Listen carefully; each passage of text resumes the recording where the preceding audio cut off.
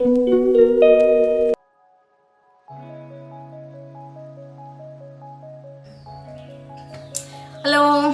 ഇന്നത്തെ വീഡിയോയിലേക്ക് എല്ലാവർക്കും സ്വാഗതം. അപ്പോൾ ഇന്ന് ഉച്ചയൂണിനുള്ള ഉച്ചയൂണ് റെഡിയാക്കാൻ പോവാണ് കേട്ടോ. രാവിലത്തേക്കും ഉച്ചത്തേക്കും ചോറ് തന്നെയാണ്. അപ്പോൾ കടയിൽ പോയി മീൻ വാങ്ങിക്കൊണ്ട് വന്നിട്ടുണ്ട്.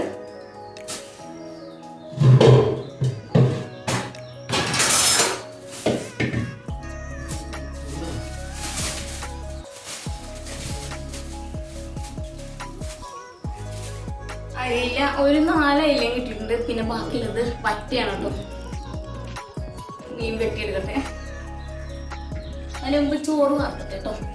അപ്പോൾ രാവിലത്തേക്ക് ഉച്ചത്തേക്കും കൂടി ഒന്നിച്ചിട്ടതുകൊണ്ട് വലിയ കുക്കറിലാണ് കേട്ടോ അരിയിട്ടത്. അപ്പോൾ ഞാൻ ചോറിലേക്ക് കുറച്ച് വെള്ളം ഒഴിച്ചിട്ട് വാർക്കുവാണ്. അരിപ്പ പാത്രത്തിലേക്ക് ഊറ്റുവാണ് കേട്ടോ. ആദ്യം അരിപ്പ കയ്യിലുകൊണ്ട് ഇടുന്നുണ്ട്. പിന്നെ എനിക്ക് ക്ഷമ കെട്ടു, ഞാൻ കുക്കറെ കമത്തുവാണ് കേട്ടോ. അങ്ങനെ ഇത് ചോറ് വാർത്ത് കഴിഞ്ഞു. ഇനി മീൻ വെട്ടാൻ പോവാണ്.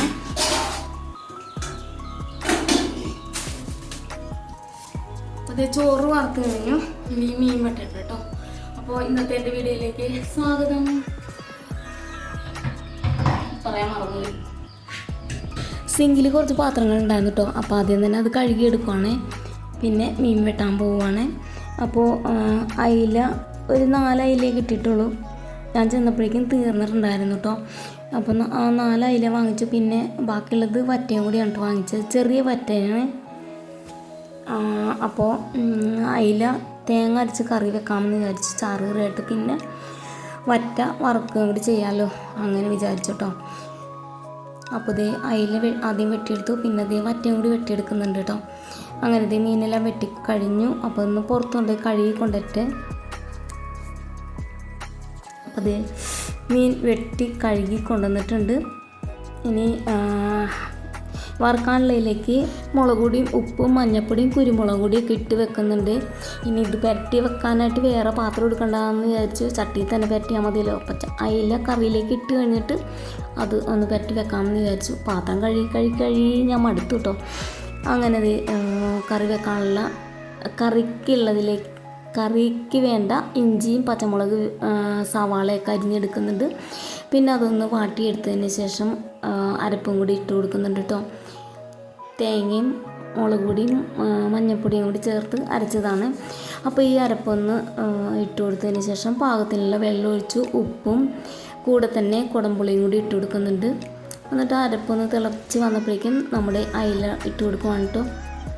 അപ്പോൾ തിളച്ച് വരുന്ന സമയം കൊണ്ട് ഞാൻ ആ കൗണ്ടർ ടോപ്പ് ഒന്ന് തുടച്ചിടുന്നുണ്ട്. അങ്ങനെ ഇതേ അരപ്പ് തിളച്ചിട്ടുണ്ട്. അപ്പോൾ അതിലേക്ക് അയില ഇട്ട് കൊടുക്കുവാണ് കേട്ടോ.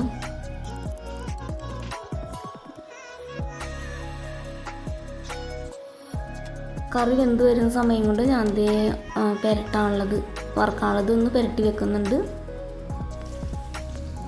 പിന്നെ അതേ മോനുള്ള ചോറ് വിളമ്പി കൊടുക്കുകയാണ് കേട്ടോ. രാവിലത്തേക്ക് ഉച്ചത്തേക്ക് ഇന്ന് ചോറ് തന്നെയാണ്. അപ്പോൾ അയിലക്കറിയും കൂട്ടി കുറച്ച് രാവിലെ കഴിക്കാമെന്ന് വിചാരിച്ചു. പിന്നെ നമ്മുടെ വറ്റ അവിടെ നിന്ന് ഫ്രൈ ആയിക്കൊണ്ടിരിക്കുകയാണ് കേട്ടോ. വറുത്തത് എന്താണെങ്കിലും ഇപ്പം എടുക്കുന്നില്ല, അത് ഉച്ചത്തേക്കാണ്. അപ്പോൾ മോന് ചോറ് വിളമ്പി കൊടുത്തതിന് ശേഷം കുറച്ച് പാത്രങ്ങൾ കഴുകാനുണ്ട് കേട്ടോ. അതും കൂടി കഴുകിയെടുക്കണം. അപ്പോൾ പീലിമോൾ എത്തിയിട്ടുണ്ട്. അപ്പോൾ ഞാൻ പാത്രം കഴുകിക്കൊണ്ടിരുന്നപ്പോൾ അവളെടുക്കാൻ പറയുകയാണ്. അവളെനിക്ക് മൈൻഡ് ചെയ്യാൻ പറ്റിയിട്ടില്ല കേട്ടോ. അപ്പോൾ ഈ അടുക്കളയിലെ പണിയൊക്കെ ഒതുങ്ങിയിട്ട് വേണം ഒന്ന് പിന്നെ പീലിമോൾ എടുക്കാനായിട്ട്. കുഞ്ഞും അവിടെ ഇരുന്ന് കളിച്ചുകൊണ്ടിരിക്കുകയാണ് കേട്ടോ. അങ്ങനെ മോന് ചോറ് കൊടുത്തു. ചോറ് വിളമ്പി കൊടുത്തതിന് ശേഷം പാത്രങ്ങൾ കഴുകാൻ പോവാണ്. പിന്നെ ഈ ഗ്യാസ് സ്റ്റവ് ഒന്ന് തുടക്കണം. ഇവിടെ കൗണ്ടർ ടോപ്പൊക്കെ ഒന്ന് തുടച്ച് ക്ലീനാക്കി ഇടണം. പിന്നെ വൈകുന്നേരം നോക്കിയാൽ മതിയല്ലോ. അപ്പോൾ അത്രയൊക്കെ ആയി കഴിയുമ്പോഴേക്കും എൻ്റെ ഉച്ചത്തെ പണികളെല്ലാം തീരും. അങ്ങനെ ചോറ് വിളമ്പി കൊടുത്തതിന് ശേഷം ഞാൻ പാത്രം കഴുകാൻ പോവാണ്. അപ്പോൾ പീലിമോൾ എന്നെ വിളിക്കുന്നുണ്ട് കേട്ടോ, എടുക്കാൻ പറഞ്ഞിട്ട്.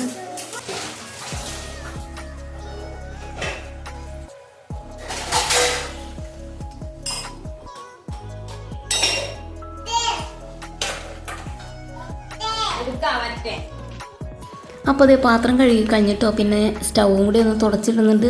എനിക്ക് പിന്നെ ഒരു സ്റ്റൗ മാത്രം തുടച്ചാൽ മതിയല്ലോ, കാരണം മറ്റേ സ്റ്റൗ കംപ്ലൈൻ്റ് ആണ്. അപ്പോൾ ഇതേ സ്റ്റൗ തുടച്ച് ക്ലീനാക്കി ഇട്ടതിന് ശേഷം കൗണ്ടർ ടോപ്പ് ഒന്ന് തുടക്കുന്നുണ്ട്. പിന്നെ ചോറെടുത്ത് ഞാനും കഴിക്കാൻ പോവാണ് കേട്ടോ.